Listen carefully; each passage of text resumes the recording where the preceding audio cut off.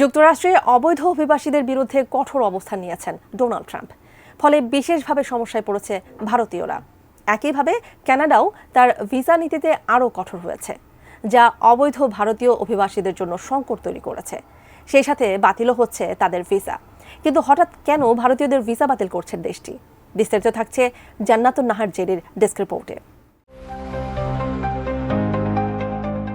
সম্প্রতি কানাডা প্রশাসন ভিসা সংক্রান্ত নতুন একটি কঠোর পদক্ষেপ গ্রহণ করেছে, যা সে দেশে ভারতীয় অভিবাসীদের জন্য ব্যাপক সমস্যা সৃষ্টি করতে পারে।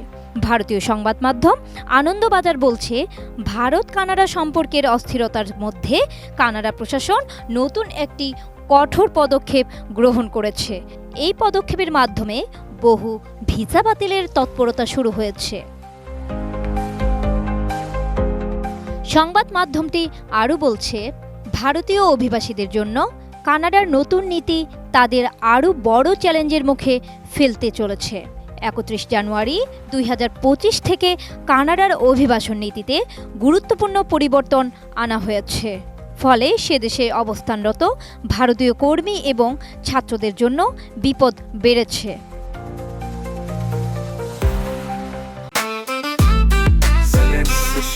জেনেক্সে শিফট করো, লাইফকে লিফট করো। গত কয়েক বছরে কানাডার সঙ্গে ভারতের সম্পর্ক ক্রমেই জটিল হয়ে উঠেছে। কানাডার রাজনৈতিক পরিস্থিতির কারণে ভারতের সঙ্গে অনেক বিষয়ে বিবাদ সৃষ্টি হয়েছে। এমন পরিস্থিতিতে আমেরিকা, ব্রিটেন এবং জার্মানির পর কানাডাও তার অভিবাসন নীতিতে কড়া পদক্ষেপ নিয়েছে। প্রেসিডেন্ট ডোনাল্ড ট্রাম্পের অধীনে আমেরিকা ইতোমধ্যেই ৩০০রও বেশি ভারতীয় অভিবাসীকে ফেরত পাঠিয়েছে। ব্রিটেনেও অবৈধ অভিবাসীদের ধরপাকড় শুরু হয়েছে এবং সম্প্রতি জার্মানিতে ক্ষমতায় এসেছেন কট্টরপন্থী নেতা ফ্রেডরিক মার্জ, যিনি সীমান্ত নিয়ন্ত্রণ, শরণার্থী আইন এবং অভিবাসীদের সামাজিক সুবিধা নিয়ে কঠোর পদক্ষেপের কথা ঘোষণা করেছেন। এই পরিস্থিতির মধ্যে কানাডা অভিবাসন নীতিতে বড় ধরনের পরিবর্তন আনতে বাধ্য হয়েছেন। কানাডার গৃহীত নতুন নীতিতে অস্থায়ী আবাসিক ভিসা বাতিলের নির্দেশ দিয়েছে। এর ফলে সে দেশে কাজ করতে যাওয়া ভারতীয় কর্মী এবং কানাডার বিভিন্ন শিক্ষা প্রতিষ্ঠানে অধ্যয়নরত ভারতীয় ছাত্ররা ঝুঁকির মধ্যে পড়েছেন। ধারণা করা হচ্ছে, এই নীতির কারণে প্রায় 4,27,000 ভারতীয় ছাত্র এবং অনেক কর্মীরই ভিসা বাতিল হতে পারে।